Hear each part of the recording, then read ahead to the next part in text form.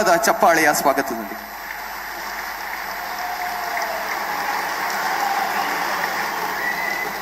ಎಲ್ಲರಿಗೂ ನಮಸ್ಕಾರ.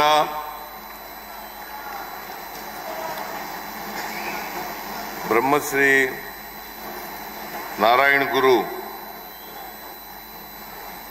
ಮತ್ತು ಮಹಾತ್ಮ ಗಾಂಧೀಜಿ ಅವರ ಐತಿಹಾಸಿಕ ಸಂವಾದ ಶತಮಾನೋತ್ಸವ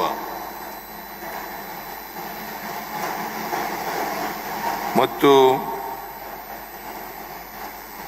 ಗುರುವಿನ ಮಹಾ ಸಮಾಧಿ ಶತಾಬ್ದ ಸರ್ವಮತ ಸಮ್ಮೇಳನ ಶತಮಾನೋತ್ಸವ ಕಾರ್ಯಕ್ರಮದಲ್ಲಿ ಭಾಗಿಯಾಗಿ ದಿವ್ಯ ಸಾನ್ನಿಧ್ಯ ವಹಿಸಿರ್ತಕ್ಕಂಥ ಶಿವಗಿರಿ ಮಠದ ಪೀಠಾಧಿಪತಿಗಳಾದಂಥ ಬ್ರಹ್ಮಶ್ರೀ ಸಚ್ಚಿದಾನಂದ ಸ್ವಾಮೀಜಿಯವರಿಗೆ ನಮಸ್ಕರಿಸಿ, ಎಐಸಿಸಿ ಪ್ರಧಾನ ಕಾರ್ಯದರ್ಶಿಗಳು ಹಾಗೂ ಲೋಕಸಭಾ ಸದಸ್ಯರಾದಂಥ ಶ್ರೀ ಕೆ.ಸಿ. ವೇಣುಗೋಪಾಲ್ ಅವರೇ, ಈ ಕಾರ್ಯಕ್ರಮದ ಅಧ್ಯಕ್ಷತೆ ವಹಿಸಿರ್ತಕ್ಕಂಥ ವಿಧಾನಸಭೆಯ ಸಭಾಧ್ಯಕ್ಷರಾದಂಥ ಯುಟಿ ಖಾದರ್ ಅವರೇ,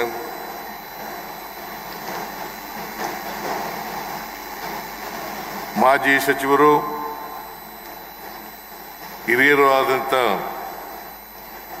ಜನಾರ್ದನ್ ಪೂಜಾರಿ ಅವರೇ,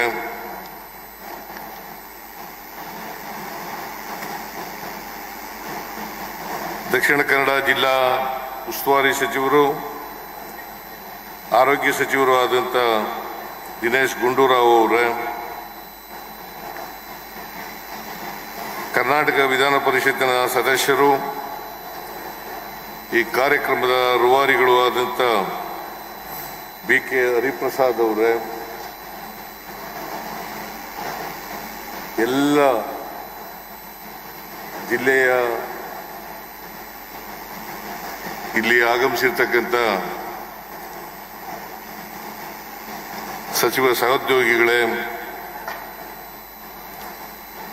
ಮಾಜಿ ಸಚಿವರುಗಳೇ, ಶಾಸಕ ಮಿತ್ರರೇ,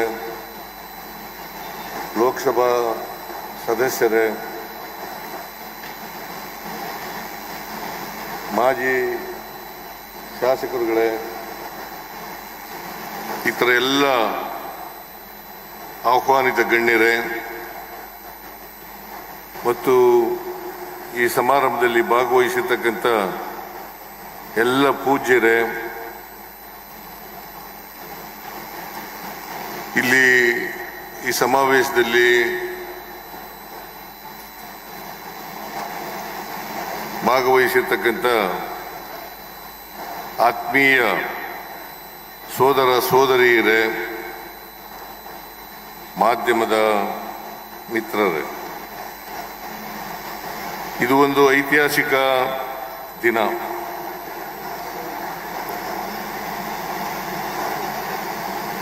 ಈ ದಿನವನ್ನ ಬಹಳ ಉಲ್ಲಾಳ ಕ್ಷೇತ್ರದಲ್ಲಿ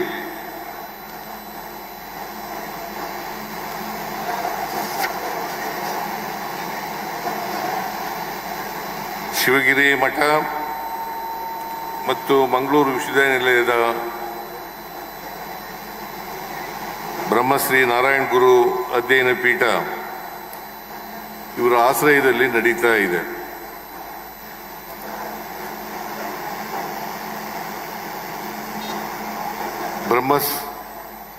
ಗುರು ಮಹಾತ್ಮ ಗಾಂಧೀಜಿ ಇವರ ಸಂವಾದದ ಶತಮಾನೋತ್ಸವವನ್ನು ಅತ್ಯಂತ ಸಂತೋಷದಿಂದ ಉದ್ಘಾಟನೆ ಮಾಡಿದ್ದೇನೆ ಅಂತಕ್ಕಂಥ ಮಾತುಗಳನ್ನು ಹೇಳಲಿಕ್ಕೆ ಬಯಸ್ತಾ ಇದ್ದೇನೆ.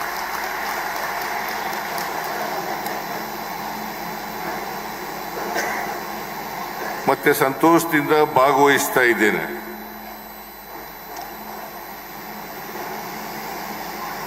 ಹರಿಪ್ರಸಾದ್ ಅವರು ನನಗೆ ಆಹ್ವಾನ ಮಾಡಿದರು. ನಾವು ಶತಮಾನೋತ್ಸವವನ್ನು ಆಚರಣೆ ಮಾಡ್ತಾ ಇದ್ದೀವಿ. ಮಹಾತ್ಮ ಗಾಂಧೀಜಿಯವರು ಶಿವಗಿರಿ ಮಠಕ್ಕೆ ಭೇಟಿ ಕೊಟ್ಟಿದ್ದರು. ನಾರಾಯಣ ಗುರುಗಳನ್ನ ಭೇಟಿ ಮಾಡಿದ್ರು. ಅವರಿಬ್ಬರ ಸಂವಾದ ನಡೆದು ಸುಮಾರು 100 ವರ್ಷಗಳಾಗಿದ್ದಾವೆ. ಆ ಶತಮಾನೋತ್ಸವವನ್ನು ಆಚರಣೆ ಮಾಡ್ತಾ ಇದ್ದೀವಿ, ನೀವು ಆ ಕಾರ್ಯಕ್ರಮಕ್ಕೆ ಬರಬೇಕು ಅಂತೇಳಿ ಹೇಳಿದ್ರು. ನಾನು ತಕ್ಷಣನೇ ಒಪ್ಕೊಂಡೆ. ಯಾಕಂತಂದ್ರೆ ನಾರಾಯಣ ಗುರುಗಳು ಒಬ್ಬ ಜಾತ್ಯತೀತ ವ್ಯಕ್ತಿ.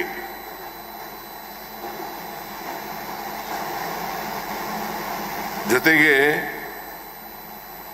ಇಡೀ ದೇಶದ ಜನರಿಗೆ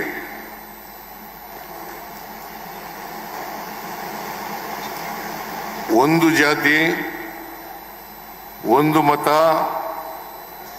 ಒಬ್ಬ ದೇವರು ಅಂತಕ್ಕಂಥದ್ದನ್ನ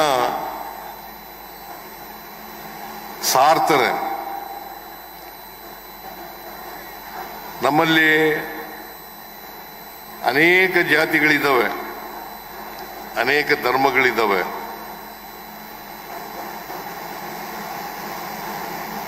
ಇವರು ಒಂದೇ ಜಾತಿ, ಒಂದೇ ಧರ್ಮ, ಒಂದೇ ದೇವರು ಅಂತಕ್ಕಂಥದ್ದನ್ನ ನಮಗೆ ತಿಳಿಸ್ತಕ್ಕಂಥ ಪ್ರಯತ್ನವನ್ನ ಇಡೀ ಜೀವನದ ಉದ್ದಕ್ಕೂ ಕೂಡ ಮಾಡ್ತಾರೆ. ಅದಕ್ಕೋಸ್ಕರ ನಾನು ಈ ಕಾರ್ಯಕ್ರಮಕ್ಕೆ ತಕ್ಷಣವೇ ಒಪ್ಕೊಂಡು ಬಂದಿರತಕ್ಕಂಥದ್ದನ್ನ ಮಾಡಿದ್ದೇನೆ. ಒಂದ್ಸಾರಿ ಸ್ವಾಮಿ ವಿವೇಕಾನಂದರು ಕೇರಳವನ್ನ ಹುಚ್ಚರ ಸಂತೆ ಅಂತ ಕರೀತಾರೆ. ಕಾರಣ ಯಾಕಪ್ಪ ಅಂತಂದ್ರೆ ಅಲ್ಲಿರ್ತಕ್ಕಂಥ ಜಾತಿ ವ್ಯವಸ್ಥೆ,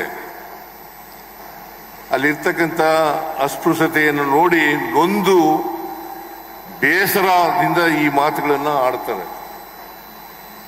ಕೇರಳ ಒಂದು ಹುಚ್ಚರ ಸಂತೆ ಅಂತಕ್ಕಂಥದ್ದು. ಕೇರಳ ಒಂದೇ ಅಲ್ಲ, ಇಡೀ ದೇಶದಲ್ಲಿ ನಮ್ಮ ಜಾತಿ ವ್ಯವಸ್ಥೆ ಇದೆ ಅಂತಕ್ಕಂಥದ್ದನ್ನು ಅರ್ಥ ಮಾಡ್ಕೋಬೇಕಾಗ್ತದೆ. ಅದರಿಂದ ಹುಟ್ಟಿನಿಂದ ಯಾರು ಕೂಡ ಕೀಳಲ್ಲ, ಯಾರು ಮೇಲಲ್ಲ ಅಂತಕ್ಕಂಥದ್ದನ್ನ ನಾರಾಯಣ ಗುರುಗಳು ತಿಳಿಸ್ತಕ್ಕಂಥ ಪ್ರಯತ್ನವನ್ನ ಮಾಡ್ತಾರೆ. ಆದ್ರಿಂದ ನಾವೆಲ್ಲರೂ ಕೂಡ ಅರ್ಥ ಮಾಡ್ಕೋಬೇಕಾಗಿರ್ತಕ್ಕಂಥದ್ದು, ಗಾಂಧೀಜಿಯವರಾಗ್ಲಿ ನಾರಾಯಣ ಗುರುಗಳಾಗ್ಲಿ ಅವರ ಸಂವಾದ ಇದೆಯಲ್ಲ, ಆ ಸಂವಾದದಲ್ಲಿ ಅವರು ನಂಬಿದ್ದಂಥ ವಿಚಾರಗಳನ್ನ ಮಹಾತ್ಮ ಗಾಂಧೀಜಿಯವರ ಮುಂದೆ ಇಡ್ತಕ್ಕಂಥ ಪ್ರಯತ್ನವನ್ನು ಮಾಡ್ತಾರೆ. ಒಂದು ಮಾತನ್ನ ತಾವು ಅರ್ಥ ಮಾಡ್ಕೋಬೇಕಾಗ್ತದೆ.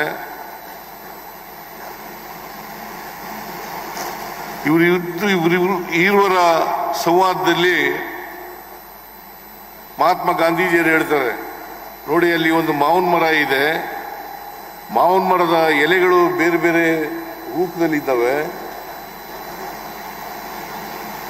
ಮತ್ತೆ ಗಾತ್ರದಲ್ಲಿದ್ದಾವೆ. ಆದರೆ ನಮ್ಮ ದೇಶದ ಧರ್ಮ ಮತ್ತು ಜಾತಿ ಇದೆಯಲ್ಲ, ಅದು ಕೂಡ ವೈವಿಧ್ಯತೆಗಳನ್ನ ಕಂಡಿದೆ ಅಂತಕ್ಕಂಥ ಮಾತುಗಳನ್ನ ಹೇಳ್ತಾರೆ. ಆದರೆ ನಾರಾಯಣ ಗುರುಗಳು ಹೇಳ್ತಾರೆ ಒಂದು ಮಾತನ್ನ, ಆ ಎಲೆಗಳ ರಸ ಇದೆಯಲ್ಲ ಅದು ಒಂದೇ ರುಚಿಯಿಂದ ಕೂಡಿರ್ತಕ್ಕಂಥ ಎಲೆಗಳು ಅಂತಕ್ಕಂಥ ಮಾತುಗಳನ್ನ ಹೇಳ್ತಾರೆ. ಒಂದೇ ರುಚಿಯಿಂದ ಕೂಡಿದಂಥ ಎಲೆಗಳು. ಅದರಿಂದ ಮಾವಿನ ಎಲೆಗಳು ವಿವಿಧ ರೂಪದಲ್ಲಿ ಇರ್ಬೋದು, ಆದರೆ ರಸ ಮಾತ್ರ ಒಂದೇ ಅಂತಕ್ಕಂಥ ಮಾತುಗಳನ್ನ ಹೇಳ್ತಾರೆ. ಇನ್ನೊಂದು ಮಾತನ್ನ ಹೇಳ್ತಾರೆ ನಾರಾಯಣ ಗುರುಗಳು ಆ ಸಂವಾದದ ಸಂದರ್ಭದಲ್ಲಿ. ಏನಪ್ಪಾ ಅಂತಂದ್ರೆ, ಒಂದು ನಾಯಿ ಇನ್ನೊಂದು ನಾಯಿಯನ್ನ ಭೇಟಿ ಮಾಡಿದಾಗ ಅದಕ್ಕೆ ತಕ್ಷಣ ಗೊತ್ತಾಗ್ತದೆ ಇದು ನಾಯಿ ಜಾತಿ ಅಂತಕ್ಕಂಥದ್ದು ಗೊತ್ತಾಗ್ತದೆ. ಆದರೆ ಮನುಷ್ಯ ಎದುರಾದಾಗ ಆ ಭಾವನೆ ಬರೋದಿಲ್ಲ ಅಂತಕ್ಕಂಥ ಮಾತುಗಳನ್ನು ಹೇಳ್ತಾರೆ. ಯಾಕಂತಂದ್ರೆ ಮನುಷ್ಯ ನೀನು ಯಾವ ಜಾತಿಯವನು ಅಂತ ಕೇಳ್ತಾನೆ. ಮನುಷ್ಯನಾದರೂ ಕೂಡ ಮನುಷ್ಯತ್ವ ಇಲ್ದೇನೆ ಮನುಷ್ಯತ್ವ ಬಿಟ್ಟು ನೀನು ಯಾವ ಜಾತಿಯವನು ಅಂತ ಕೇಳ್ತಾರೆ. ಇದು ಮಾತ್ರ ಕೇಳಿಸ್ತಾ ಇಲ್ವಾ? ಆಯ್ತು ಬಿಡು. ನಾಯಿ ಮೃಗಗಳು, ಅದು ಒಂದು ಮೃಗ. ಆ ಮೃಗಗಳು ಭೇಟಿಯಾದಾಗ ನಮ್ಮ ಜಾತಿಯವರು ಅಂತ ಗುರುತಿಸ್ತವೆ. ಆದರೆ ಮನುಷ್ಯ ನಮ್ಮ ಜಾತಿಯವರು ಅಂತ ಗುರುತಿಸಲ್ಲ.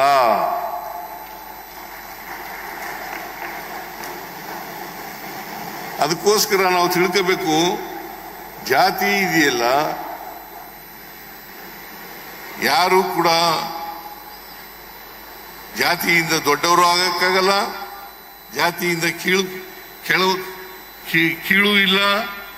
ಆದರೆ ಅವರ ವ್ಯಕ್ತಿತ್ವ ಇವತ್ತು ಸಮಾಜದಲ್ಲಿ ಅಳಿತಕ್ಕಂಥದ್ದು ಅವರ ಜಾತಿಯಿಂದಲೇ ಅಂತಕ್ಕಂಥದ್ದನ್ನ ಅರ್ಥ ಮಾಡ್ಕೋಬೇಕಾಗ್ತದೆ. ಅದಕ್ಕೋಸ್ಕರವಾಗಿ ನಾರಾಯಣ ಗುರುಗಳು ಮಹಾತ್ಮ ಗಾಂಧೀಜಿಯವರಿಗೆ, ಯಾಕಂತಂದ್ರೆ ಮಹಾತ್ಮ ಗಾಂಧೀಜಿಯವರು ಜಾತಿ ಧರ್ಮಗಳ ಬಗ್ಗೆ ಅವ್ರಿಗೆ ಇದ್ದಂಥ ಭಾವನೆಗಳನ್ನ ತೊಡೆದಾಕ್ತಕ್ಕಂಥ ಪ್ರಯತ್ನವನ್ನ ನಾರಾಯಣ ಗುರುಗಳು ಮಾಡ್ತಾರೆ ಅಂತಕ್ಕಂಥದ್ದನ್ನ ಅವರ ಸಂವಾದದಿಂದ ನಾವು ಅರ್ಥ ಮಾಡ್ಕೋಬೇಕಾಗ್ತದೆ. ನಮ್ಮ ಸಮಾಜದಲ್ಲಿ ಇರ್ತಕ್ಕಂಥ ಜಾತಿ ವ್ಯವಸ್ಥೆ ಇದೆಯಲ್ಲ, ಆ ಜಾತಿ ವ್ಯವಸ್ಥೆ ಚಲನೆ ಇಲ್ಲದೆ ಇರ್ತಕ್ಕಂಥ ವ್ಯವಸ್ಥೆ. ಅದಕ್ಕೋಸ್ಕರನೇ ಜಡತ್ವದಿಂದ ಕೂಡಿರ್ತಕ್ಕಂಥ ಜಾತಿ ವ್ಯವಸ್ಥೆ ಇದೆಯಲ್ಲ, ಈ ವ್ಯವಸ್ಥೆ ಬದಲಾವಣೆ ಆಗಬೇಕು ಅಂತಕ್ಕಂಥದ್ದನ್ನೇ ನಾವು ಕಾಣಲಿಕ್ಕೆ ಸಾಧ್ಯ ಆಗ್ತದೆ. ಈ ವ್ಯವಸ್ಥೆ ಬದಲಾವಣೆ ಆಗಬೇಕಾದ್ರೆ ನಾವೆಲ್ಲರೂ ಕೂಡ ಮನುಷ್ಯರಾಗಿ ಬಾಳ್ತಕ್ಕಂಥ, ಮನುಷ್ಯತ್ವದಿಂದ ಕೂಡಿರ್ತಕ್ಕಂಥ ಸಮಾಜವನ್ನು ಕಟ್ಟತಕ್ಕಂಥ ಕೆಲಸವನ್ನು ಮಾಡಬೇಕು. ಒಮ್ಮೆ ರವೀಂದ್ರನಾಥ ಟ್ಯಾಗೂರರು ಭೇಟಿ ಕೊಟ್ಟಿರ್ತಾರೆ ಇವರಿಗೆ, ಇಲ್ಲಿಗೆ. ರವೀಂದ್ರನಾಥ ಟ್ಯಾಗೂರ್ ಅವರು ಶಿವಗಿರಿಗೆ ಭೇಟಿ ಕೊಟ್ಟಿರ್ತಾರೆ. ಆಗ ಅವ್ರು ಹೇಳ್ತಾರೆ, ಸಂದರ್ಶಕರ ಪುಸ್ತಕದಲ್ಲಿ ಬರೀತಾರೆ, ಏನಂತ ಬರೀತಾರೆ ಅಂತಾರೆ, ನಾನು ದೇಶ ಪರ್ಯಟನೆಯನ್ನ ಮಾಡಿದ್ದೇನೆ, ಆದರೆ ಇವ್ರಿಗಿಂತ ನಾರಾಯಣ ಗುರುಗಳಿಗಿಂತ ಶ್ರೇಷ್ಠರಾದಂಥ ಗುರುಗಳು ಮಹಾತ್ಮರು ಎಲ್ಲೂ ಸಿಕ್ಕಲ್ಲ, ಅಥವಾ ಇವರಷ್ಟು ಸಾಮರ್ಥ್ಯ ಇರ್ತಕ್ಕಂಥ ಗುರುಗಳು ಕೂಡ ಇಲ್ಲ ಅಂತಕ್ಕಂಥ ಮಾತುಗಳನ್ನು ಹೇಳಲಿಕ್ಕೆ ಬಯಸ್ತಾರೆ. ಆದರೆ ನಾರಾಯಣ ಗುರುಗಳು ಒಬ್ಬ ಶ್ರೇಷ್ಠ ಮಹಾತ್ಮರಾಗಿದ್ರು ಅಂತಕ್ಕಂಥ ಮಾತುಗಳನ್ನ, ಅದಕ್ಕೆ ಇವರು ಯಾವುದೇ ಜಾತಿ ಧರ್ಮ ಸೇರಿರಲಿಲ್ಲ, ಅಥವಾ ಬಿಲ್ಲವ ಜನಾಂಗಕ್ಕೂ ಸೇರಿರಲಿಲ್ಲ. ಆಕಸ್ಮಿಕವಾಗಿ ಬಿಲ್ಲವ ಜನಾಂಗದಲ್ಲಿ ಹುಟ್ಟಿದ್ದದು ಅಷ್ಟೇನೆ. ಆದರೆ ಕೇರಳದಲ್ಲಿ ಜಾತ್ಯತೀತವನ್ನ ನಿರ್ಮಾಣ ಮಾಡಲಿಕ್ಕೆ ಹೋರಾಟ ಮಾಡ್ತಕ್ಕಂಥ ಕೆಲಸವನ್ನ ಅವರು ಮಾಡ್ತಾರೆ ಅಂತಕ್ಕಂಥದ್ದನ್ನ ಇವತ್ತು ನಾವು ಎಲ್ಲರೂ ಕೂಡ ಅರ್ಥ ಮಾಡ್ಕೋಬೇಕಾಗ್ತದೆ. ಅವರು ಈ ಈಳುವ ಜನಾಂಗಕ್ಕೆ ಸೇರಿದಂಥವ್ರು. ಈಳುವ ಜನಾಂಗವನ್ನ ಕೇರಳದಲ್ಲಿ ಅಸ್ಪೃಶ್ಯರಾಗಿ ಕಾಣ್ತಾ ಇದ್ದಂತ ಒಂದು ಕಾಲ ಇತ್ತು.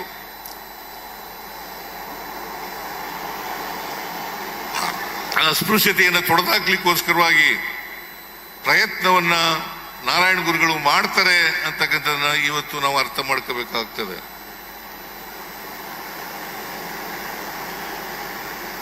ನಾರಾಯಣ ಗುರುಗಳು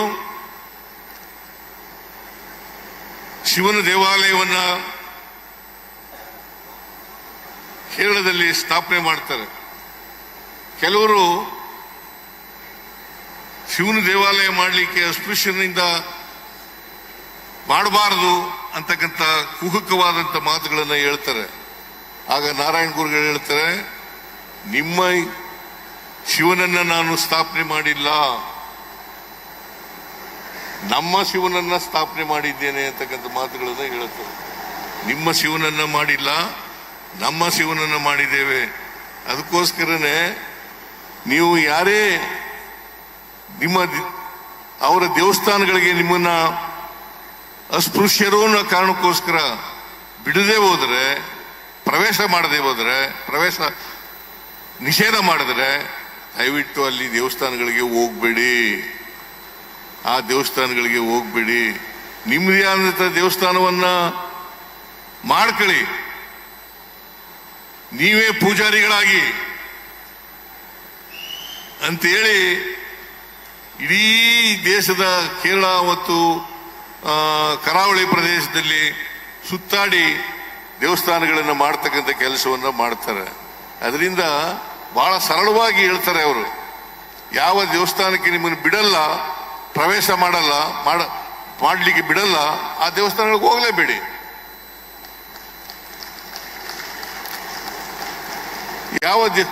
ನೀವೇ ಒಂದು ದೇವಸ್ಥಾನವನ್ನು ಕಟ್ಕೊಳ್ಳಿ, ನೀವೇ ಪೂಜಾರಿಗಳಾಗಿ, ಅದು ನಿಮ್ಮ ದೇವರೇನೆ. ಸೊ ಆ ಥರ ಮಾಡ್ತಕ್ಕಂಥದ್ದು ಬಹುಶಃ ಜಗತ್ತಿನಲ್ಲಿ ಇವರು ಒಂದು ಇತಿಹಾಸವನ್ನು ನಿರ್ಮಿಸಿದ್ದಾರೆ ಅಂತಕ್ಕಂಥ ಮಾತುಗಳನ್ನು ಹೇಳಲಿಕ್ಕೆ ಬಯಸ್ತಾ ಇದ್ದೇನೆ.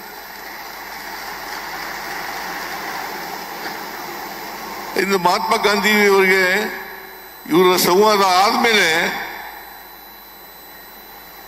ಆದ್ಮೇಲೆ ಜಾತಿ ಮೇಲೆ ಇದ್ದಂತ ತಿಳುವಳಿಕೆ, ಧರ್ಮದ ಮೇಲೆ ಇದ್ದಂತ ತಿಳುವಳಿಕೆ ಅದು ಬದಲಾವಣೆ ಆಗ್ತದೆ ಅಂತಕ್ಕಂಥ ಮಾತುಗಳನ್ನ ಕೂಡ ನಾವು ನೋಡ್ಲಿಕ್ಕೆ ಸಾಧ್ಯ ಆಗ್ತದೆ. ಅದರಿಂದ ಈ ಸಂವಾದ ಇದೆಯಲ್ಲ, ಇದು ಒಂದು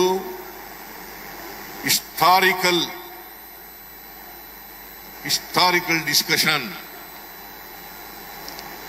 ಅದಕ್ಕೆ ನಾವು ಐತಿಹಾಸಿಕ ಸಂವಾದ ಅಂತ ಹೇಳಿ ಕರೆಯೋದು. ಈ ಸಂವಾದದಿಂದ ನಾವೆಲ್ಲ ಅರ್ಥ ಮಾಡ್ಕೋಬೇಕಾಗಿರ್ತಕ್ಕಂಥದ್ದು, ಜಾತಿ ಹೋಗ್ಬೇಕು, ಧರ್ಮ ಹೋಗ್ಬೇಕು, ನಾವೆಲ್ಲರೂ ಕೂಡ ಮನುಷ್ಯರಾಗಿ ಬಾಳ್ತಕ್ಕಂಥ ಕೆಲಸವನ್ನು ಮಾಡ್ತೇವೆ. 1925ರಲ್ಲಿ ಮಹಾತ್ಮ ಗಾಂಧೀಜಿಯವರು ನಾರಾಯಣ ಗುರುಗಳನ್ನ ಭೇಟಿ ಮಾಡ್ತಾರೆ. ಆಮೇಲೆ 1931ರಲ್ಲಿ ಬಾಬಾ ಸಾಹೇಬ್ ಅಂಬೇಡ್ಕರ್ ಅವರನ್ನ ಭೇಟಿ ಮಾಡ್ತಾರೆ. ಬಾಬಾ ಸಾಹೇಬ್ ಅಂಬೇಡ್ಕರ್ ಅವರನ್ನ 1931ರಲ್ಲಿ ಭೇಟಿ ಮಾಡ್ತಾರೆ. ಇವೆರಡೂ ಸಂವಾದಗಳು ಇತಿಹಾಸದ ಪುಟಗಳಲ್ಲಿ ಸೇರಿರ್ತಕ್ಕಂಥ ಐತಿಹಾಸಿಕ ಸಂವಾದಗಳು ಅಂತಕ್ಕಂಥದ್ದನ್ನು ನಾವು ಅರ್ಥ ಮಾಡ್ಕೋಬೇಕಾಗ್ತದೆ. ಅದಕ್ಕೆ ಬಾಬಾ ಸಾಹೇಬ್ ಅಂಬೇಡ್ಕರ್ ಅವರು ಸಂವಿಧಾನದಲ್ಲಿ ಧರ್ಮ ಸಹಿಷ್ಣುತೆ ಅಂತಕ್ಕಂಥ ಮಾತುಗಳನ್ನು ಹೇಳ್ತಾರೆ. ಸಹಬಾಳ್ವೆ, ಧರ್ಮ ಸಹಿಷ್ಣುತೆ, ಇದು ಪ್ರತಿಯೊಬ್ಬರಲ್ಲೂ ಕೂಡ ಇದು ಬೆಳೀಬೇಕು. ಈ ಭಾವನೆ ಬಂದಾಗ ಮಾತ್ರ ನಾವು ಸಮಾಜವನ್ನು ನಿರ್ಮಾಣ ಮಾಡಲಿಕ್ಕೆ ಸಾಧ್ಯ ಆಗ್ತದೆ. ಅದಕ್ಕೋಸ್ಕರನೇ ಈ ಸಾಮಾಜಿಕ ಅಸಮಾನತೆ ಇದೆಯಲ್ಲ, ಈ ಸಾಮಾಜಿಕ ಅಸಮಾನತೆಯನ್ನು ತೆಗಿಬೇಕು ಅನ್ನೋ ಕಾರಣಕ್ಕೋಸ್ಕರ ನಮ್ಮ ಸರ್ಕಾರ ಅನೇಕ ಕಾರ್ಯಕ್ರಮಗಳನ್ನು ಜಾರಿ ಮಾಡಿದೆ. ಗ್ಯಾರಂಟಿ ಯೋಜನೆಗಳನ್ನು ಕೂಡ ತಂದಿರತಕ್ಕಂಥದ್ದು ಇದಕ್ಕೋಸ್ಕರನೇ ಅಂತಕ್ಕಂಥ ಮಾತುಗಳನ್ನು ಹೇಳಲಿಕ್ಕೆ ಬಯಸ್ತೇನೆ. ಶಕ್ತಿ ಯೋಜನೆ, ಗೃಹಲಕ್ಷ್ಮಿ ಕಾರ್ಯಕ್ರಮ, ಇವೆರಡೂ ಕೂಡ ಮಹಿಳೆಯರಿಗೆ ಸಬಲತೆಯನ್ನ ತಂದುಕೊಡ್ತಕ್ಕಂಥ, ಸಬಲೀಕರಣ ಮಾಡ್ತಕ್ಕಂಥ ಕೆಲಸವನ್ನು ಮಾಡ್ತವೆ. ಹಾಗಾಗಿ ಮಹಿಳೆಯರು ಕೂಡ ಮುಖ್ಯವಾಹಿನಿಗೆ ಬರಬೇಕು. ಅವರು ಕೂಡ ಸ್ವತಂತ್ರರಾಗಬೇಕು. ಅವರು ಕೂಡ ಎಲ್ಲ ಸಂಕೋಲೆಗಳಿಂದ ಬಿಡುಗಡೆ ಆಗಬೇಕು ಅಂತಕ್ಕಂಥ ಕಾರಣಗಳಿಗೋಸ್ಕರ ಸಮಾನತೆಯ ಸತ್ವದ ಅಡಿನಲ್ಲಿ ಅವರಿಗೆ ನಾವು ಈ ಕಾರ್ಯಕ್ರಮಗಳನ್ನು ರೂಪಿಸಿದ್ದೇವೆ. ಈ ಸಮಾಜದಲ್ಲಿ ಅಸಮಾನತೆ ಹೋಗದೇನೆ ನಾವು ಸ್ವಾತಂತ್ರ್ಯ ಯಶಸ್ಸನ್ನು ಕಾಣಲಿಕ್ಕೆ ಅಸಾಧ್ಯ ಆಗ್ತದೆ. ಅದಕ್ಕೋಸ್ಕರ ಬಾಬಾ ಸಾಹೇಬ್ ಅಂಬೇಡ್ಕರ್ ಅವರು ಒಂದು ಮಾತನ್ನ ಹೇಳ್ತಾರೆ. ಅದೇನಪ್ಪಾ ಅಂತಂದ್ರೆ, ಸ್ವಾತಂತ್ರ್ಯ ಯಶಸ್ವಿ ಆಗ್ಬೇಕಾದ್ರೆ ಎಲ್ಲರಿಗೂ ಕೂಡ ಸಾಮಾಜಿಕ ಆರ್ಥಿಕ ನ್ಯಾಯ ಸಿಕ್ಕಿದಾಗ ಮಾತ್ರ ಸಾಧ್ಯ ಆಗ್ತದೆ. ಎಲ್ಲರೂ ಆರ್ಥಿಕವಾಗಿ ಸಬಲರಾಗಬೇಕು, ಎಲ್ಲರೂ ಸಾಮಾಜಿಕವಾಗಿ ಸಬಲರಾಗಬೇಕು, ಆಗ ಮಾತ್ರ ಸಾಧ್ಯ ಆಗ್ತದೆ. ಅದಕ್ಕೆ ನಾರಾಯಣ ಗುರುಗಳು ಕಂಡುಕೊಂಡಿದ್ದಂಥ ದಾರಿ ಏನಪ್ಪಾ ಅಂತಂದ್ರೆ, ಶಿಕ್ಷಣದಿಂದ ಮಾತ್ರ ಶಿಕ್ಷಣದಿಂದ ಮಾತ್ರ ವಿಮೋಚನೆ ಆಗಲಿಕ್ಕೆ ಸಾಧ್ಯ ಆಗ್ತದೆ. ಶಿಕ್ಷಣದಿಂದ ಮಾತ್ರ ವಿಮೋಚನೆ ಆಗಲಿಕ್ಕೆ ಸಾಧ್ಯ ಆಗ್ತದೆ. ಅದಕ್ಕೋಸ್ಕರ ಎಲ್ರಿಗೂ ಶಿಕ್ಷಣ ಪಡ್ಕೋಬೇಕು. ಶಿಕ್ಷಣ ದೊರಕಿದ್ರೆ ಸ್ವಾಭಿಮಾನಿಗಳಾಗಲಿಕ್ಕೆ ಸಾಧ್ಯ ಆಗ್ತದೆ. ಈ ಸ್ವಾಭಿಮಾನ ಬಂದಾಗ್ಲೇನೆ ನಾವು ಮನುಷ್ಯತ್ವವನ್ನು ಬೆಳೆಸಿಕೊಳ್ಳಲಿಕ್ಕೆ ಸಾಧ್ಯ ಆಗ್ತದೆ. ಸ್ವಾಭಿಮಾನ ಬಹಳ ಮುಖ್ಯ. ಅದಕ್ಕೋಸ್ಕರ ನಮ್ಮಲ್ಲಿ ಇಷ್ಟು ವರ್ಷ ಸ್ವಾತಂತ್ರ್ಯ ಬಂದು 79 ವರ್ಷಗಳಾಯಿತು. ಸಂವಿಧಾನ ಬಂದು 75 ವರ್ಷ ಆಯಿತು. ಇಷ್ಟು ವರ್ಷಗಳಾದರೂ ಕೂಡ ಇನ್ನೂ ಕೂಡ ನಮ್ಮಲ್ಲಿ ಗುಲಾಮ್ಗಿರಿ ಮನಸ್ಥಿತಿಯಿಂದ ನಾವು ದೂರ ಆಗಿಲ್ಲ ಅಂತಕ್ಕಂಥದ್ದನ್ನು ಅರ್ಥ ಮಾಡ್ಕೋಬೇಕಾಗ್ತದೆ. ಈಗ ಉದಾಹರಣೆಗೆ ಒಬ್ಬ ಮೇಲ್ಜಾತಿಯವನು, ಅವನು ಬಡವ ಆದರೂ ಕೂಡ ಅವನನ್ನ ಸ್ವಾಮಿ ಬುದ್ಧಿ ಅಂತ ಕರಿತೀವಿ. ಅದೇ ಒಬ್ಬ ದಲಿತ ಜಾತಿಯವನು ಶ್ರೀಮಂತನಾಗಿದ್ರು ಕೂಡ ವಿದ್ಯಾವಂತನಾಗಿದ್ರು ಕೂಡ ಅವನನ್ನ ಸಿಂಗುಲರ್ನಲ್ಲಿ ಏಕವಚನದಲ್ಲಿ ಮಾತಾಡಿಸ್ತೀವಿ. ಇದೇ ಗುಲಾಮ್ಗಿರಿಯ ಸಂಕೇತ. ಈ ಗುಲಾಮ್ಗಿರಿಯ ಸಂಕೇತವನ್ನ ಎಲ್ಲಿವರೆಗೆ ನಾವು ಕಿತ್ತೆಸೆಯಕ್ಕೆ ಹೋಗಲ್ಲ ಅಲ್ಲಿವರೆಗೆ ಸ್ವಾಭಿಮಾನ ಬರಲಿಕ್ಕೆ ಸಾಧ್ಯ ಇಲ್ಲ. ಇದನ್ನ ನಾರಾಯಣ ಗುರುಗಳು ಶಿಕ್ಷಣದ ಮಹತ್ವವನ್ನ ಸಾರಿ ಸಾರಿ ಹೇಳ್ತಕ್ಕಂಥ ಕೆಲಸವನ್ನ ಮಾಡ್ತಾರೆ. ಅದಕ್ಕೋಸ್ಕರ ನಾವು ಶಿಕ್ಷಿತರಾಗಬೇಕು, ಸ್ವಾಭಿಮಾನಿಗಳಾಗಬೇಕು. ಸಂವಿಧಾನದಲ್ಲಿ ಹೇಳಿರ್ತಕ್ಕಂಥ ದೇಯೋದ್ದೇಶಗಳಿದ್ದಾವಲ್ಲ, ಸ್ವಾತಂತ್ರ್ಯ, ಸಮಾನತೆ, ಭ್ರಾತೃತ್ವ, ಇವುಗಳನ್ನ ಬೆಳೆಸಿಕೊಳ್ತಕ್ಕಂಥ ಪ್ರಯತ್ನವನ್ನು ಮಾಡಬೇಕು. ಇದನ್ನೇ ಮಹಾತ್ಮ ಗಾಂಧೀಜಿಯವರು ಅವರ ಸ್ವಾತಂತ್ರ್ಯ ಹೋರಾಟದಲ್ಲಿ ಈ ವಿಚಾರಗಳನ್ನು ಇಟ್ಟುಕೊಂಡು ಜನರ ಮುಂದೆ ಸ್ವಾತಂತ್ರ್ಯವನ್ನು ಗಳಿಸ್ತಕ್ಕಂಥ ಕೆಲಸವನ್ನು ಮಾಡ್ತಾರೆ. ಇವತ್ತು ನಾರಾಯಣ ಗುರುಗಳು ITI ಕೂಡ ಪ್ರಾರಂಭ ಮಾಡ್ತಾರೆ. ಬರೀ ಆಧ್ಯಾತ್ಮದ ಜೊತೆ ಅಷ್ಟೇ ಇದಾಗಿರ್ಲಿಲ್ಲ. ಅವರು ITI ಕೂಡ ಸ್ಥಾಪನೆ ಮಾಡ್ತಾರೆ. ITI ಯಾಕೆ ಮಾಡ್ತಾರೆ ಅಂತಂದ್ರೆ, ಅಸ್ಪೃಶ್ಯರು, ಜಾತಿನಲ್ಲಿ ಕೆಳ ಜಾತಿಯವರು ಅವರು ಕೂಡ ಆರ್ಥಿಕವಾಗಿ ಸಬಲರಾಗಬೇಕು. ಅವರು ಆದಾಗ ಮಾತ್ರ ಸಾಧ್ಯ ಆಗ್ತದೆ. ಅದಕ್ಕೋಸ್ಕರ ನೀವು ಕೈಗಾರಿಕೆಗಳನ್ನು ಸ್ಥಾಪಿಸಿ ಅಂತೇಳಿ ಎಲ್ಲ ಅಸ್ಪೃಶ್ಯ ಜನಾಂಗದವರಿಗೆ, ದಲಿತರಿಗೆ,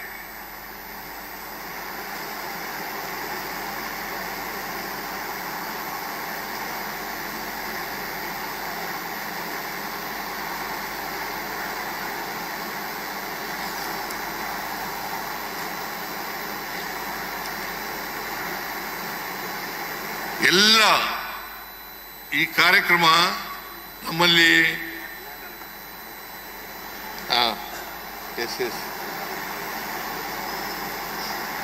ಈ ಕಾರ್ಯಕ್ರಮ ಯಶಸ್ವಿ ಆಗಲಿ. ಈ ಕಾರ್ಯಕ್ರಮವನ್ನು ನಾವು ಎಲ್ಲ ಜಿಲ್ಲೆಗಳಲ್ಲೂ ಕೂಡ ಈ ತರದ ಇವತ್ತು ನಾರಾಯಣ ಗುರು ಜನ್ಮದಿನವನ್ನ ಆಚರಣೆ ಮಾಡಲಿಕ್ಕೆ ತೀರ್ಮಾನ ಮಾಡಿದ್ದು ನಮ್ಮ ಸರ್ಕಾರ 2016. ನಿನ್ ಕಾನ್ಸ್ಟಿಟ್ಯೂನ್ಸಿನಲ್ಲಿ, ರೈ ಕಾನ್ಸ್ಟಿಟ್ಯೂನ್ಸಿನಲ್ಲಿ 2016ರಲ್ಲಿ ನಾನು ಆದೇಶ ಮಾಡಿದೆ.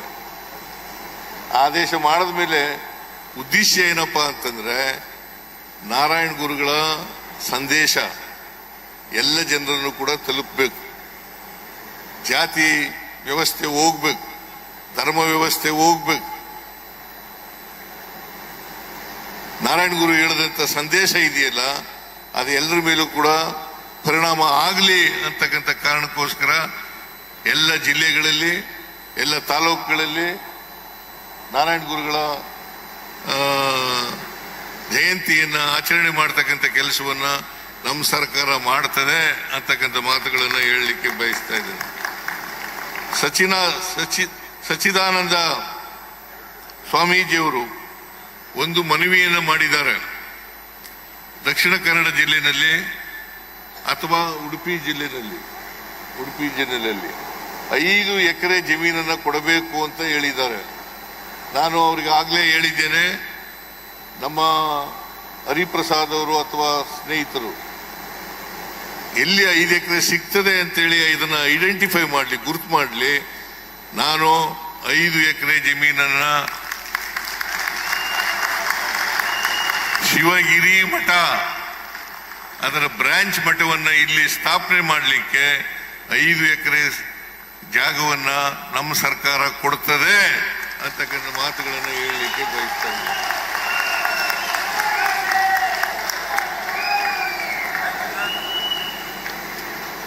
ಈ ಸಂವಾದ, ಈ ಕಾರ್ಯಕ್ರಮ ಎಲ್ಲ ಜನರಿಗೆ, ಸಂವಿಧಾನದಲ್ಲಿ ಈಗಾಗಲೇ ಹೇಳಿದ್ದೀವಿ, ಸಹಿಷ್ಣುತೆ ಸಹಬಾಳ್ವೆ, ಸಹಿಷ್ಣುತೆ ಸಹಬಾಳ್ವೆ ಎಲ್ಲರಲ್ಲಿ ಬೆಳೀಲಿ ಅಂತಕ್ಕಂಥ ಮಾತುಗಳನ್ನ ಹೇಳ್ತಾ, ಯಾವುದೇ ಧರ್ಮ ಪ್ರೀತಿ ಮಾಡದೆ ಹೇಳ್ತದ ಹೊರತು, ಪರಸ್ಪರ ಪ್ರೀತಿ ಮಾಡ್ತದ ಹೇಳ್ತದ ಹೊರತು ದ್ವೇಷ ಮಾಡೋದನ್ನ ಹೇಳೋದಿಲ್ಲ. ಧರ್ಮದ ಹೆಸರಿನಲ್ಲಿ, ಜಾತಿ ಹೆಸರಿನಲ್ಲಿ ಇವತ್ತು ಜನರನ್ನು ಹೊಡಿತಕ್ಕಂಥ ಕೆಲಸವನ್ನ ಆಗಬಾರದು. ಧರ್ಮದ ಹೆಸರಿನಲ್ಲಿ, ಜಾತಿ ಹೆಸರಿನಲ್ಲಿ ಈಗ ನಾವು ಎಷ್ಟರ ಮಟ್ಟಿಗೆ ಸ್ವಾರ್ಥಿಗಳು ಅಂತ ಹೇಳಿದ್ರೆ, ನನಗೆ ಕಾಯಿಲೆ ಬರ್ತದೆ, ಆಪರೇಷನ್ ಮಾಡಿಸ್ಕೋಬೇಕು. ಆಪರೇಷನ್ ಮಾಡಿಸ್ಕೊಳ್ಳುವಾಗ ನನ್ನ ಜಾತಿನೇ, ಕುರುಬರು ಜಾತಿಯವರದೇ ರಕ್ತ ಬೇಕು ಅಂತ ಕೇಳ್ತೀನ? ಆಗ ದಲಿತರದ್ದು ರಕ್ತ ಇರಲಿ, ಮುಸಲ್ಮಾನರ ರಕ್ತ ಇರಲಿ, ಕ್ರಿಶ್ಚಿಯನ್ ರಕ್ತ ಇರಲಿ, ಹಿಂದೂಗಳ ರಕ್ತ ಇರಲಿ, ಮರಾಠ ರಕ್ತ ಇರಲಿ, ಯಾವುದೇ ರಕ್ತ ಆದ್ರೂ ಕೂಡ ಶರೀರಕ್ಕೆ ತಗೋತೀನಿ. ವಾಸಿ ಆದ್ಮೇಲೆ ನೀ ಯಾವ ಜಾತಿಯವನು, ನಾನು ಯಾವ ಜಾತಿಯವನು, ನೀ ಯಾವ ಧರ್ಮದವನು, ನಾವ್ಯಾವ ಧರ್ಮದವನು ಅಂತಕ್ಕಂಥದ್ದು ಇದೆಯಲ್ಲ, ಇದು ಸ್ವಾರ್ಥ. ಇದನ್ನ ಬಿಡಬೇಕು. ದಕ್ಷಿಣ ಕನ್ನಡ ಜಿಲ್ಲೆಯಲ್ಲಿ ಎಲ್ಲರೂ ಕೂಡ ಮಾನವರಾಗಿ ಬದುಕತಕ್ಕಂಥ ಭಾವನೆ ಬರಲಿ ಅಂತಕ್ಕಂಥ ಆಶಯವನ್ನು ವ್ಯಕ್ತ ಮಾಡಿ, ಇದು ಉಲ್ಲಾಳದಲ್ಲಿ ದಕ್ಷಿಣ ಕನ್ನಡ ಜಿಲ್ಲೆಯಲ್ಲಿ ಈ ಸಂವಾದದ ಶತಮಾನೋತ್ಸವ ಕಾರ್ಯಕ್ರಮ ನಡೆದಿರ್ತಕ್ಕಂಥದ್ದು ಸರಿಯಾಗಿದೆ ಅಂತಕ್ಕಂಥ ಭಾವನೆಯನ್ನು ವ್ಯಕ್ತ ಮಾಡ್ತಕ್ಕಂಥಕ್ಕೆ ಬಯಸ್ತಾ ಇದ್ದೇನೆ. ಯಾಕೆಂತಂದ್ರೆ ವಿವಿಧ ಧರ್ಮಗಳಿದ್ದಾವೆ, ವಿವಿಧ ಜಾತಿಗಳಿದ್ದಾವೆ. ನಾವೆಲ್ಲರೂ ಕೂಡ ವಿವಿಧತೆಯಲ್ಲಿ ಏಕತೆ ಎನ್ನು ಕಾಣ್ತಕ್ಕಂಥ ಕೆಲಸವನ್ನು ಮಾಡಬೇಕು. ಅದೇ ನಮ್ಮ ಸಂವಿಧಾನ ಸಾರಿ ಹೇಳ್ತಕ್ಕಂಥ ವಿಚಾರ. ಅದನ್ನ ನಾವೆಲ್ಲರೂ ಕೂಡ ಅರ್ಥ ಮಾಡ್ಕೋಬೇಕು, ಅದನ್ನು ಬೆಳೆಸ್ಕೊಳ್ಬೇಕು ಅಂತಕ್ಕಂಥ ಮಾತುಗಳನ್ನು ಹೇಳಿ ನನ್ನ ಮಾತುಗಳನ್ನು ಮುಗಿಸ್ತೇನೆ. ನಿಮ್ಮೆಲ್ಲರಿಗೂ ಕೂಡ